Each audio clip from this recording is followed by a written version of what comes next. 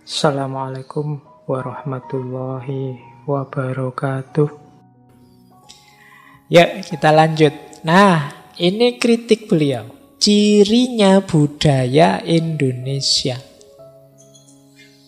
Nah, ini tidak boleh tersinggung ya, wong ini pendapat kan boleh saja.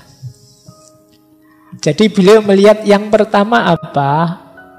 Masyarakat kita itu kuat sekali kepercayaannya terhadap mitos, roh-roh, benda-benda gaib yang mistik-mistik. Hobi wis pokoknya kita.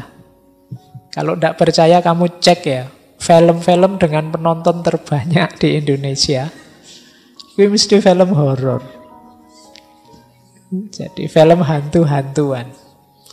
Mungkin kamu nyoba film-film apa lah, laga kah atau film-film sains apa-apa, mungkin tidak ada yang percaya, tidak ada yang nonton. Tapi begitu film-film hantu-hantuan itu laris.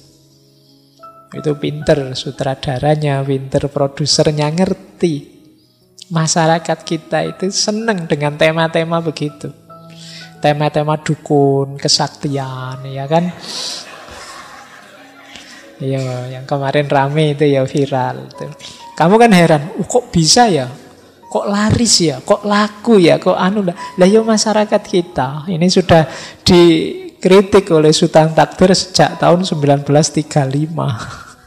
Sekarang 2022. Ternyata ya tidak jauh-jauh amat kita. Masih begitu-begitu saja. Jadi kepercayaan kita masih seputar itu, mitos, roh-roh gitu kan. Tadi cenderonya nabrak duak itu, jangan-jangan ada yang mikir ini penunggunya, jangan-jangan mungkin ada yang mikir begitu. Wah ini yang menunggu tidak rela, ini mesti kita temanya kayak gini nih misalnya. Nah, jadi kritik pertama. Yang kedua, ini juga dikritik, berkuasanya nilai solidaritas. Loh Pak, solider kan bagus, iya. Tapi di Indonesia sering sampai pada titik bener salah sing penting kelompokku. Sing penting kancaku. Yang penting grupku, circleku. Nah, jadi solider. Kita kan ada di supporter sepak bola yang sama, maka melakukan apapun ayo. Nah, itu solider. Kita kuat sekali di situ. Kita di partai yang sama, kita di lembaga yang sama, kita harus dituntut untuk solider. Benar salah kalau itu kelompokku, grupku, aliranku, ya harus aku bela. Ini sering bukan berarti solider itu jelek, tapi kalau sampai di titik itu ya masalah. Tapi kita tidak sadar bahwa itu sering jadi masalah, menghalangi kita untuk maju. Jadi budaya yang jenisnya fanatik, tidak peduli fakta, tidak peduli benar salahnya yang mana, yang penting kelompokku, yang penting grupku, yang penting aliranku, circleku, bestiku. Loh ya kan, kamu hari ini kan itu, terus dibelo mati-matian. Nah, oke, itu ciri kedua. Ciri ketiga, kuat sekali perhatiannya pada hubungan darah. Kalau ini ya lanjutannya, saudaraku, temanku. Yang penting kita jangan pisah ya. Yang penting kita, sampai di masyarakat Jawa ada peribahasa mangan ora mangan, sing penting kumpul. Jadi sudah kita ngumpul saja rukun yang enak. Nah, fokusnya ke sini. Bukan berarti ini salah, tapi dalam kondisi tertentu seperti di barat modern ya perlu titik-titik profesional. Misalnya harusnya profesional kerja, tapi lah ini yang ngelamar saudaraku. Lah ini yang ngajuin lamaran masih family.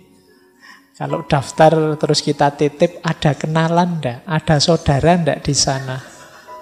Nah, itu alamat kan, kita masih punya logika, punya kenal orang dalam enggak?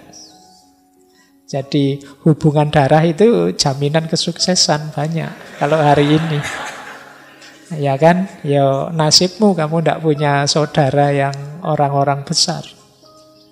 Nah, di kita begitu. Saya ndak, ya kamu sekarang ketawa. Saya ndak jamin besok kalau kamu jadi punya posisi pejabat apa, terus anakmu atau saudaramu atau ponakanmu ngelamar di perusahaanmu saingannya banyak, berani ndak kamu ndak nerima yang ada hubungan darah? Tapi menerima yang lebih profesional. Kamu bisa dimusuhi sak keluarga besarmu. Iya kan? Kamu kalau pulang dimarah-marahi mesti kan sedulure dhewe ora diane. Khas itu gaya Indonesia sudah. Jadi ini masih PR kita di situ. Kemudian ini bukan saya ya, Sultan Takdir. Kuatnya kedudukan agama. Bukan berarti agama itu jelek. Tapi seringkali ini persis seperti yang dikritikkan oleh Karl Marx. Membuat kita ternina-bubukkan. Jadi ndak aktif, ndak kreatif. Apa-apa ditarik ke agama, misalnya kita sedang sulit, kita sedang dizolimi, dijajah, sudahlah Pak, hidup ini kan sudah digariskan oleh Allah. Jangan kemerungsung, jangan marah-marah. Kalau takdirnya menang besok kita tetap menang kok. Ya kan? Apa-apa dibawa ke sana. Bukan berarti salah. Ya memang kita punya Tuhan, kita percaya Tuhan. Tapi kan kita juga punya peran amanat sebagai khalifahnya. Jadi melupakan sisi kekhalifahan ini, lebih fokus pada sisi penghambaannya. Jadi sisi abid ibadahnya. Ya kita ini abid tapi juga khalifahnya. Bukan berarti kembali ke agama itu salah. Cuma ada porsi dan proporsinya. Nanti harusnya digarap secara profesional. Sudahlah, tidak usah kita serius-serius capek-capek. Kita berdoa saja bareng-bareng, semoga kerjaan kita ini selesai misalnya. Tidak nyambung. Toh kita capek-capek kayak apa, kalau tidak diridhoi Allah juga tidak sukses kok. Ini berat kalau cara berpikirnya begini. Kadang-kadang terus misalnya berjuang pun tidak perhitungan. Sudahlah kita, yang penting maju saja, kalah juga nanti masuk surga, nanti enggak, ya perhitungan dong. Jadi ini yang hal-hal yang membuat kita jadi tidak rasional. Padahal Al-Quran kan banyak juga nyindir kita. Afala ta'qilun, afala tatafakkarun. Apa kamu tidak mikir, apa kamu tidak merenung. Kok kelakuanmu kayak gitu. Nanti kalau gagal Allah jadi kambing hitam. Wah, ini Allah ini tidak sayang padaku. Apa salahku? Ini disalahkan Allah. Baik, nah yang terakhir, kritiknya Sultan Takdir pada budaya Indonesia adalah feodalistik. Jadi feodalistik itu pokoknya patuh pada raja-raja. Itu saya kasih tanda petik karena maksudnya atau yang diposisikan seperti raja.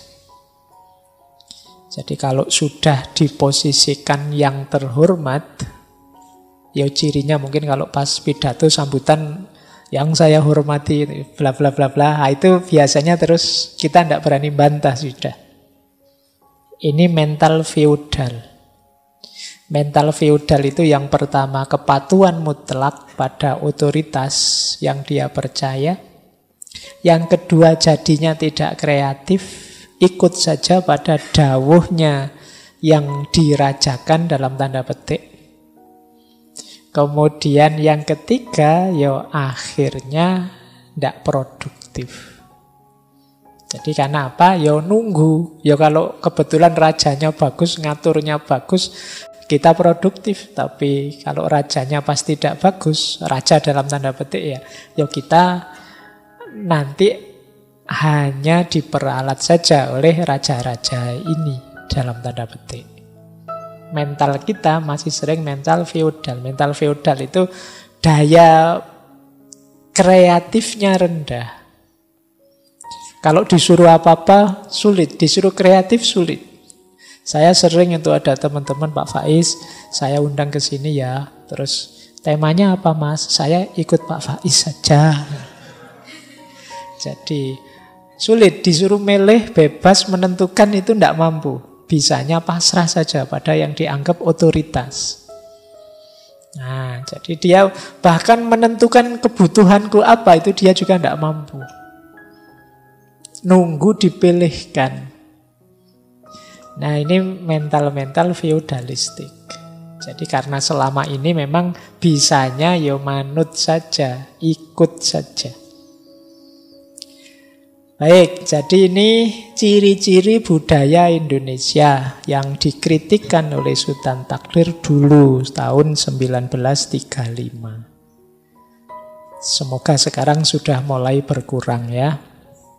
Kita tidak lagi suka mistik-mistik klenik, kita tidak lagi fanatisme buta, kita tidak lagi tidak profesional, kita tidak lagi males, tidak tangguh, apalagi tidak kreatif feodalistik. Kalau belum, ya latihan. Kita keluar dari jeratan itu, biar kita tidak bulet di situ terus. Teman-teman kan sering bilang, Pak, orang dulu itu hebat-hebat ya Pak, pikirannya cocok terus dengan kita. Sebenarnya mungkin bukan pikirannya cocok terus, ya kita saja tidak berubah-berubah sejak dulu begitu terus. Jadi ya akhirnya ya cocok terus, wong kita tidak berubah-berubah. Dulu kita males, sekarang ya males. Jadi nasihat tahun 1800 sekian, jangan males, itu masih cocok buat kita sekarang. Wong kita masih males memang sampai hari ini. Bukan mereka yang futuristik, wah orang dulu futuristik ya, ngerti masa depan. Ayo kamu aja tidak berubah-berubah sejak dulu. Jadi ini ciri budaya kita dulu. Oke, untuk malam hari ini saya cukupkan sekian dulu. Mohon maaf kalau ada yang kurang berkenan, mungkin 1-2 kekurangan apa, mohon dimaklumi. Kalau ada kekhilafan, kealpaan yang teman-teman ngerti benernya seperti apa, ya silahkan disampaikan. Kurang lebihnya mohon maaf. Wallahul muwaffiq, wallahu a'lam bissawab. Wassalamualaikum warahmatullahi wabarakatuh.